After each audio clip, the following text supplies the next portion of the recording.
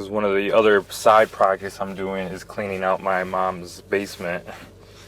So the word project is definitely required, because it was full and now it is almost empty. So now I mean, we started selling kind of her fencing. She had a big fencing collection, stuff like that. Very big into Snoopy. So as people who are big into that, and Garfield, they collect everything.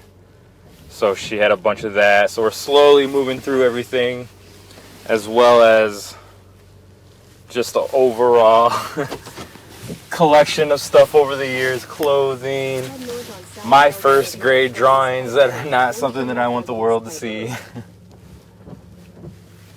But ironically enough, one of the things that we did find was like my first short story, which was made with pictures, so technically a comic, and it was about how cheetahs got spots.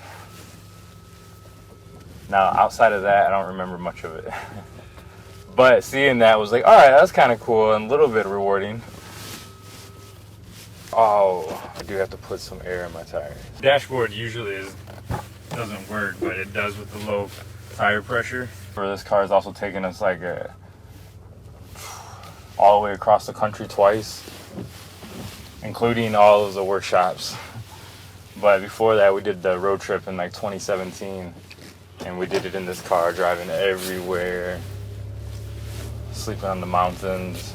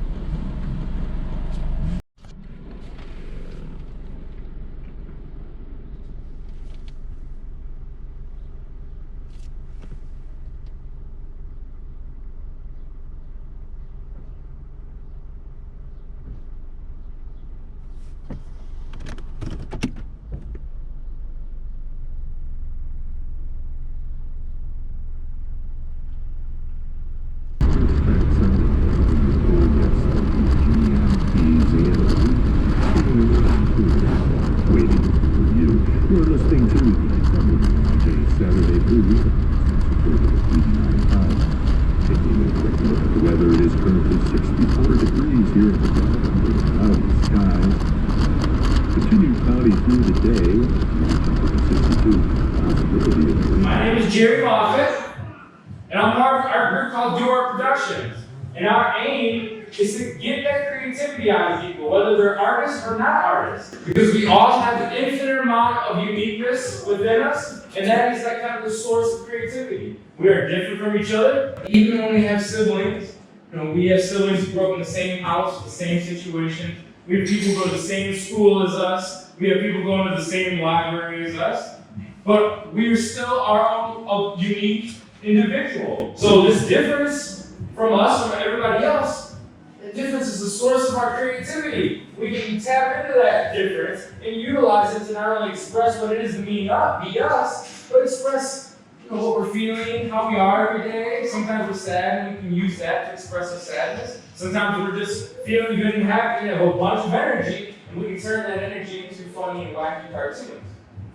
So art has a bunch of these invisible superpowers within us, and that's what we try to unlock. We want to show that we can get patience out of art, we can get confidence out of art, as well as we can just learn to express ourselves a little better. So we're going to get into a variety of different drawing exercises, and hopefully we can just kind of keep making things a little bit more cartoony. And the word of the day, I'll be using it over and over, is wacky. I feel like I initially wanted to do colleges, because I feel like that, at the time, I thought that would be easier and more digestible for my already art form.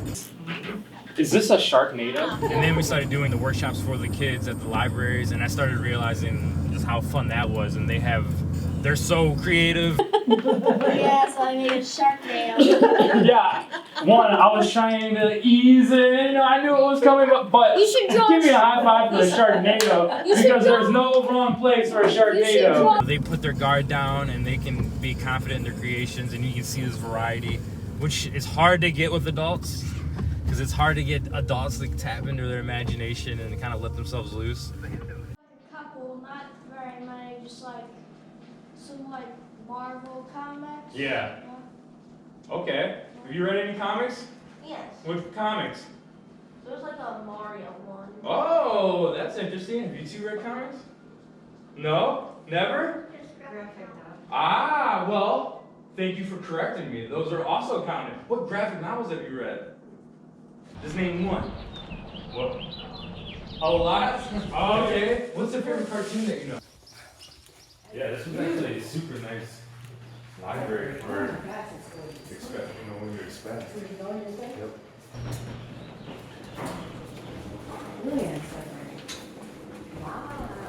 Since I see some people already have the pencils going, I just want to get a little drawing right away, and then we'll build on that. So now we're going to draw me. So I want you to give me a pose, Alex. Just stand on one foot like I'm flying, or what? Yeah? So we can all draw stick figures, and we can all kind of build that basic blocks. So draw a stick figure if you need to, but I want to kind of just to start off, get your hands warmed up, just do it quick. All right, let's see you do it. Let's go as fast as possible. Because my arm, my leg does not last forever. All right, now you got warmed up a little bit. You did? You ready to show it? Let me see. Oh wow! What, you got me dabbing up here? No, I tried to make the arms. It's hard. You're not done?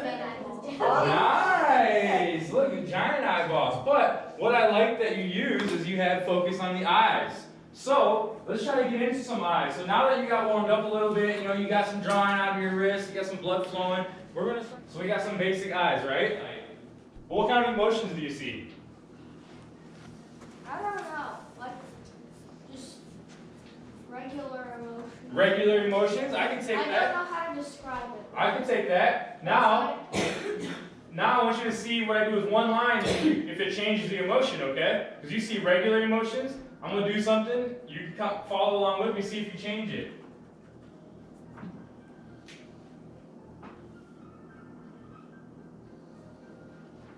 Now what emotions do you see, Eli? Excited? You see excited now? Why is that? I don't know.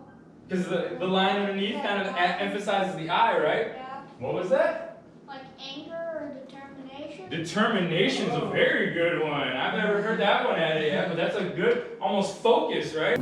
Essentially, 90% of our business is this car or the car or whatever it is that we're taking. Because we've had a few experiences already which have humbled me a little bit and, making me want to learn a little bit more about cars. Changed my first front brakes the other week, which did not go well, but I did it. However, starting to see kind of like how it being like the prerequisite is the car, because some people, some of the libraries and stuff, they do, the Zoom or the digital interface workshops, and there's probably what kept a lot of the programming alive during the lockdown, but I just don't see. I mean, not only would our energy not get across, but I don't see me getting the same joy out of it. Now, we would probably save a lot on so much of these different things, especially even setup. I spend so much of my time in setup and tear down, but it's the in-person thing that's kind of like making it so rewarding for me, anyways.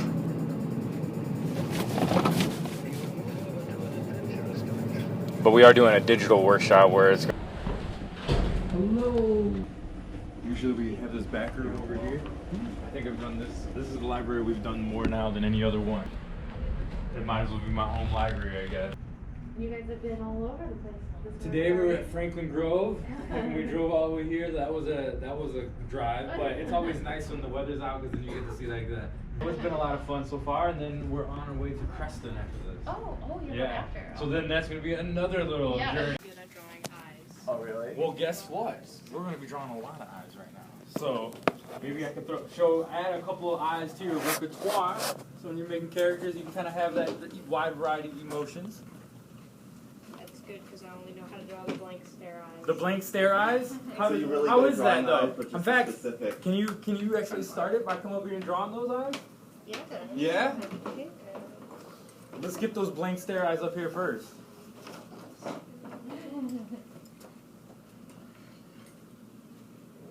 Go wild with them. You can make them big, you can do it however you want. This would be a good one to start along, so if you find your little eyes, so we can kind of get some examples. That way when we do some more crazier, wacky characters, we can add angry eyes to them, wacky, confused eyes, so there'll be all kinds of different eyes that we can add to them. Especially, were you just saying you were doing simple stare eyes? Like, this is like a full-on portrait. Can I get a high five for that? This is the only eye you can draw? That's an amazing eye. I could draw like slightly closed ones. There we go. So now, you mind if I get on? Now we can get a couple more eyes. I'll show you a few how I draw them, and then maybe you can start using it like that. All right. So I'm gonna draw some simple eyes, and then see if you can follow along. These ones will be very, very easy. All I did is do 3 circles, one inside of each other.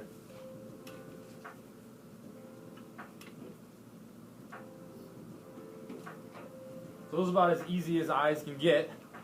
I mean, I guess you could just do the eyes with the dot in it as well. That's how the Simpsons did it, as well as Family Guy. Yeah, just the dot? Yeah. Especially with cartoons, you see that more often, right? What kind of emotions do we get out of these eyes? Usually like the puppy eyes. Puppy eyes? Do you see any different emotions? What kind of emotion? Does he look happy? They do? They look happy? What do you see? Confusion. Confusion? Why confusion though? The eyes are going Because they're kind of looking in different directions. right, so like that angle like that. Yep. And so it kind of Exactly. adds that confusion. Mhm. Now what is it? It's the easy one, right? Happy, right? That's easy. Now what is it? Sad. Sad. So all I did is change the line of the mouth, and it's changing the emotions of the eyes, right? It's like you're seeing it different. Now it's supposed to be hard. Blank stare. Blank stare, is that what we call that look? A blank stare? Bored. Bored? What do you got over here? Yeah, bored. Bored? Alright, creative, chat. What It's we like someone's explaining like how someone's like reading a telephone book. And telephone books are like books with people's phone numbers in them. And you used to need that to know what someone's phone number was. And so it's like they're reading the telephone book, and this is just like. I feel like he didn't realize he was about to go into an archaic thing where he's like, oh, telephone books, I gotta explain to you. But with something like that, now we'll do something even simpler. Not simpler, but like, add a little line like that. What would that do to the mouth? What does that add as an emotion? Sad. Sad? A little sad? Because it's kind of like, it kind of like quivers. It's quivering, but could you also... That slight line. What did that slight line do? Classic anime mouth. That slight line makes it kind of more smiley? Does it kind of lift that mood? Because like, see that slight line? That's a slight line. Does that change the whole emotion of that? Mm-hmm. What was that, like 2 centimeters of a line? And it changed that whole thing. So that's one of the things with the eyes, especially when you're drawing characters and the mouth, it takes very little to change the whole emotion of your character, whether it's anime, blank stare. You know, in fact, you do... That's a blank stare, right? I would say that's as blank as a stare gets, right? Now, we'll exaggerate this look, and we'll give it more emotion. By just making it bigger. Elongating the eyes, elongating the sphere. And it makes it almost like there's something about to be boogie, scary. SpongeBob. SpongeBob? That's all I can think of. That's all you see? SpongeBob. Well, I think maybe it's because you're seeing into the future. So now I want to make the wackiest character right here. So try to draw along while I draw this. I've tried and experimented with other characters, and we've done Patrick, some characters from Adventure Time, but SpongeBob hits so often, and the way that he immediately kind of gets that smile going. SpongeBob. just got it in what, 3 lines? So it's always interesting to see what are the favorite cartoons or the favorite comics, but I think SpongeBob is the universal favorite. But I want you to kind of pick out who it is before I say it. I mean, I grew up in the SpongeBob era, so he's definitely one of my favorites, especially in the way that him being a sponge, he can get into all these, I use the word wacky all the time, so wacky shapes, wacky little moments. And he just leads himself to being, emo SpongeBob, Bob Ross SpongeBob, nose ring SpongeBob, biker SpongeBob. So he leads himself into being developed into a variety of characters. So, and it's always, in fact, I've been wondering when I'm gonna get bored of drawing him. Like I've drawn hundreds of times. So it's curious when I'm gonna force myself to change who I'm drawing, and I haven't hit that moment yet. Maybe it's because of SpongeBob or the reaction that he gets, but I haven't hit that moment. So I keep on playing and drawing for at least until the end of the summer. We'll see what happens with the next season. Who lives in a pineapple under the sea? A lot of we've definitely canvassed like a lot with like our own emails, but it's now starting to get to that tipping point where some people, they're either like hearing us through emails and then getting their attention again through another library, or seeing one of our workshops on Facebook through a library or our Facebook. Or it's basically kind of now starting to touch the point where like a lot of our presence in different places are being seen, because it used to be just kind of us researching for the library's youth programmer, reaching out to them, telling them what we do, seeing if they're interested, and kind of keep rinse and repeat and kind of just seeing who was interested. So now it's starting to get to that tipping point where finally people are like, oh, I heard you through whatever library nearby. I think in Moline nearby we've done Galesburg, which is kind of close, and some of the other ones down that way. But I've also gone to a lot of the libraries, so I've visited probably 70, 80 libraries and given them our information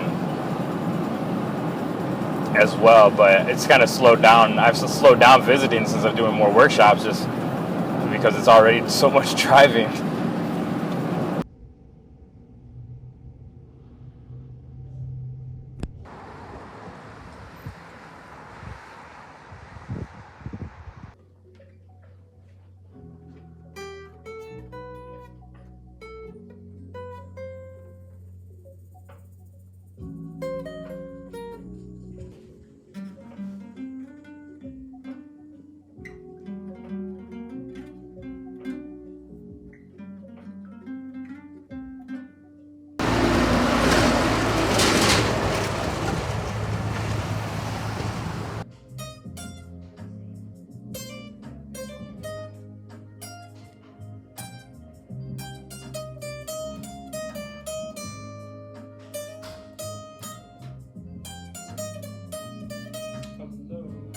Is it okay if I start letting Of course, come on in, sit wherever you like.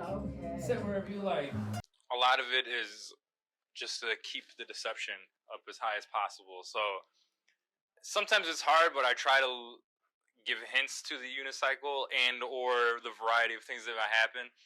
But it's best if they don't see it beforehand, and it kind of elevates that moment. Because it's kind of what I've been learning is like introducing the juggling and introducing the unicycle and trying to bring as much electricity and aesthetic to that moment when it happens. Like try to land a joke when it happens, or make them look one way so when they come back they can kind of see something happening. But elevating that moment of whatever to be fun or experience, so they can kind of, it's like hitting the 4 peaks of the workshop, where SpongeBob is one of them. As soon as I draw SpongeBob in like a crazy way, you can see like the smile and the lights light up in the eyes a little bit more. They're starting to think a little bit more creatively now because of the relatability of the character. So it's just like a magician. A magician never shows his secrets. So I try to do that. And I have some more planned for future workshops. Like we're going to have a yoga mat eventually for some more dynamic poses and trying to different sort of obstacles for the unicycle as well. So we have different things that we're brewing. It's just trying to slowly grow. Have patience with it. Get through the summer, the busy summer, bouncing around Indiana and all of that. So it's a process. But as you can see, the process is slowly churning and slowly evolving with every one. And then we're going to have more whiteboards. That's going to be the next thing. Is I love having more whiteboards so more people can participate. I'm going to defy death and all that good stuff up here. But I'm going to do it as whatever animal you want it to be. So if it's an axolotl, I want to see an axolotl. Axolotl. Thank you for correcting me. I'm learning. If it's an otter, I want to see an otter. If it's an otter with a butt, I want to see an otter with a butt. If it's a bear or whatever it is, what is it going to be? Yours. You don't know yet? A corpse. Okay. A corpse, of course. So,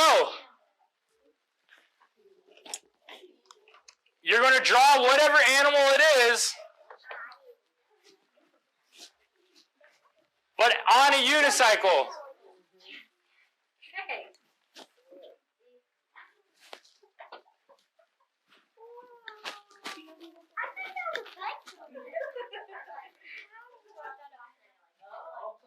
Okay, so what animal are we going to be?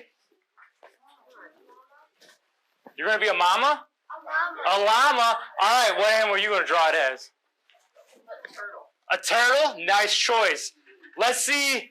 Llama, turtle, axolotl, otter, duck, on a what? All right, let's see it.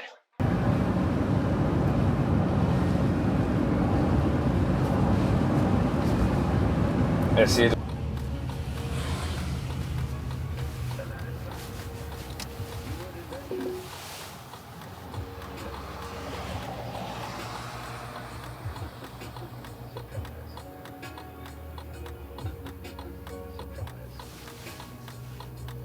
And then it's usually sometimes it's always something different.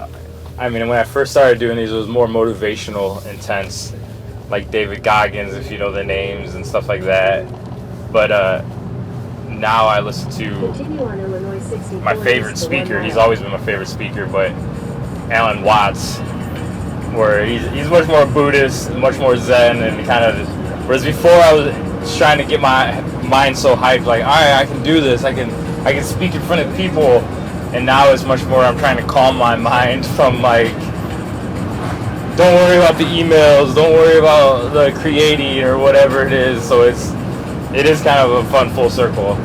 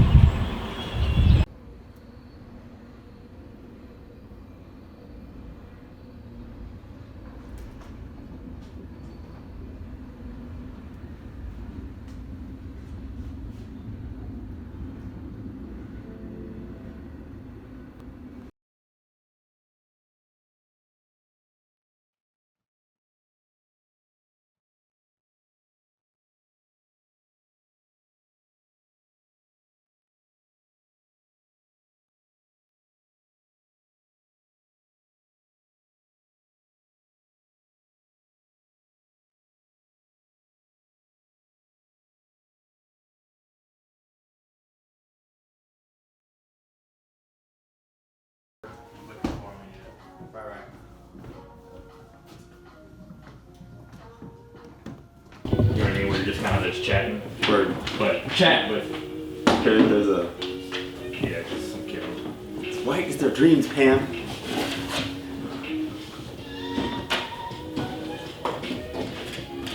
Okay, I need another animal. Pretzel. Let's do it. A unicorn? Yes. Unicorn. Definitely. Dragon? Unicorn. Unicorn. Now let's. Okay. snake. Or is it maybe? Snake. Okay. I want to see a unicorn snake. Wait. Everyone got too eager. How are we supposed to draw a unicorn snake if we don't know what it looks like? So I need someone to come up here and pose. Do you want to come up here and pose? You already out of your chair. Do you want to pose? I had to try. All right. Ricky, come up and pose the first one. Now, we have a unicorn snake, right? What is this unicorn snake doing? You can't do it every time. Save that one and we're gonna get it. No handstands. Only rule is no handstands. What's the Fortnite dance? Oh, no. Why? What do we got? What's the pose? Why? Alright. Falling? Okay. Oh, God. Stop doing the Fortnite dance. Fall. Wait, I don't want you to fall. I need you to make it posing like you're falling, okay? So, let me see. Alright, good. So we got it, right? No. At least he tried. Alright. So, what are we drawing? And what is it doing? Bless you. I beat you to it. I'm doing my Alright, Fortnite dance. let's see I don't care. this unicorn. In fact, let's throw something else on it. I want to see a unicorn snake with a bow tie. Fall. Alright? Let me see it. Alright. See, look at this. Look at this man. He didn't even put his arms out. He's getting it right with the snake. He's got to show you that snakes don't have limbs. What a unicorn snake does. Let me get a unicorn snake. Let me see a unicorn snake. No, I need you to draw it. Let me, no, over here. No. On the piece of paper. I'm doing mine, trying to do the wiggle dance. A much more conceptual idea of art and how we kind of tap into inspiration and stuff that I get to very, very little I get to tap into a little bit when I'm talking to the younger kids at the libraries. You know, we always talk about what inspiration is, and we do our little affirmation chant. But at a college or something, or even we've done a graphic novel one, and even at those where I'm able to kind of, you're able to talk a little bit more about self-expression or inner inspiration. Whereas that's an idea I always try to infuse into the kids slowly, is that inspiration is not just a flout or a beautiful scene, right? It's not outside of us, but it's being sad or being happy. And all very important things that I think that, you know, you can get into through creativity, which is particularly like, I know this is always, I mean, maybe not, but I can see it being like a thing that older, you know, once you get to a certain age, you're always like, if I had that type of person when I was my age growing up, wow, the different life that I would have, you know, if there was only someone like me now telling me at 20 that, you know, this, or this. And I don't mean to sound that cheesy, but in a lot of ways, it's kind of just trying to show that, like, I wish I would have seen like another side of nutritional health, for instance. Like, that's something I'm very new to, and so new to it that I can remember my ignorance. So I can remember when I would laugh at people when they were like, when I would be like, you know, you're gonna laugh at me for eating this, whatever, you know, and I would laugh at their remarks. If I would have had someone like that at a certain age, you know, especially in college when you're making all of these long-term decisions about your friends, your habits, your philosophies, your interests, and if I would have had someone who was just saying, like, you could do this, even just a little bit of your life, you know, be disciplined like this, or, you know, just a little bit, it would have made a big difference.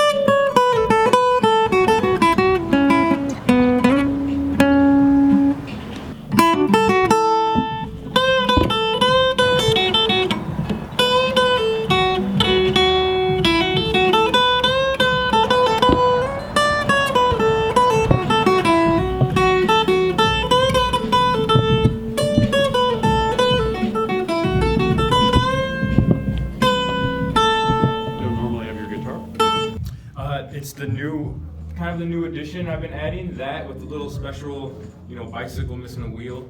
And I was messing with it a little bit, but I did it at one workshop and the kids were just like, their jaws were dropping. It was actually in Hampshire recently, I rode in on it. And it was one of those things that you see them get the spark and energy right away. So I was like, all right, I can't let that one go. So I've been using it ever since. And they actually drew me off falling off of it, which I didn't fall off of it. So it was one of those things that it was showing, they were building almost a comic out of seeing me on it, that they were willing to, like, you know, have me fall off of it, doing something that was actually not happening, so diving into that imagination a little bit more. So once we added that, we have some music, we have some guitar that I'm ready for kids to draw me with. We may have a few more stragglers, but Okay, well, how about, since we're waiting, we'll just dive into loosening those hands up now. So, is it everyone or anyone drawn a stick figure? Yeah. Yeah, I figure that everyone has. You've never drawn a stick figure? Okay, so we can all draw a stick figure, right? So we can all draw a stick figure and make it kooky, maybe some weird eyes, some ears on it, and something like that. So I want you to draw me as a stick figure, and I will play this guitar while you're doing it. That way you have a stick figure at least with the guitar. So give me some ears, maybe a unicorn horn, maybe a tail, so whatever you can. So try to draw me real quick. Draw me with a new shirt on, maybe a blazer, a bow tie, a big nose, like a clown nose, like an afro, a weirder hat, anything. Just kind of get the hands loosened up before we start diving into doing some more art.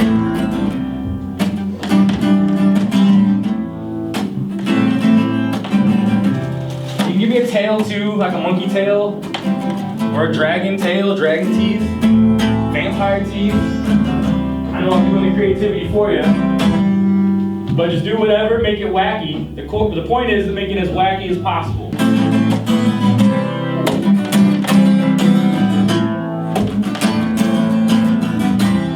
Maybe I got lasers coming out of my eyes.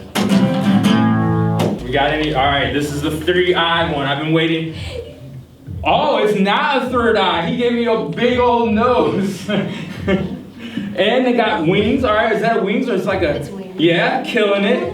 I love how, that's how I should play the guitar, though, like this though. Actually, I used to, when I was in college, I'd play it like this, and then I'd play it like a piano. I can't really do it right now, but it'll take me some practice. Did you give me a pet?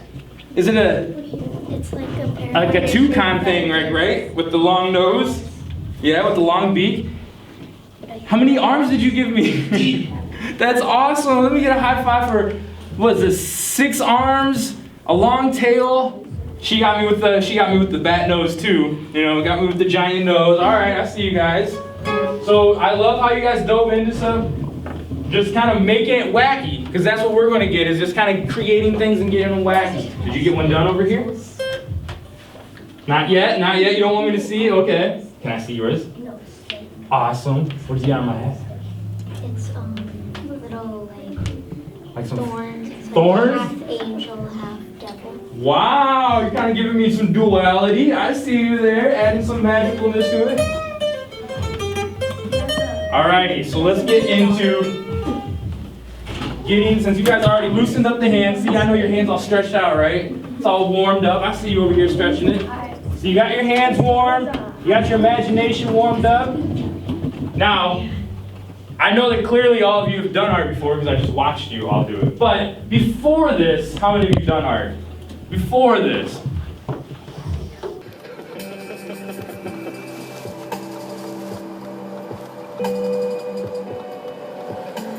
You see, there's always in the poetry of Evanescence a kind of funny nostalgia. Moralists will say, those lovely lips which you so delight to kiss today will in a few years rot and disclose the grinning teeth of a skull. So what? The skull says, flying in the grass, chattering finch and waterfly are not merrier than I. Here among the flowers I lie, laughing everlastingly. No, I may not tell the best. Turn right onto North Madison Street, then your destination will be on the right. King's jest. It was hid so carefully.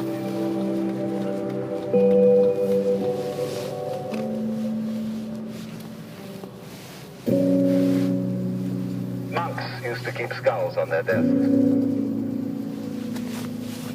And people nowadays think that was very morbid. Everything's falling apart. So don't try and stop it.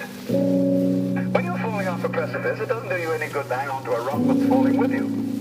See? But everything is doing that. And so, again, this is another case of our completely wasting our energy in trying to prevent the world from falling apart. Don't do it. Don't do it. Don't do it. Wow, this is the furthest I've had to walk before. And then you'll be able to do something.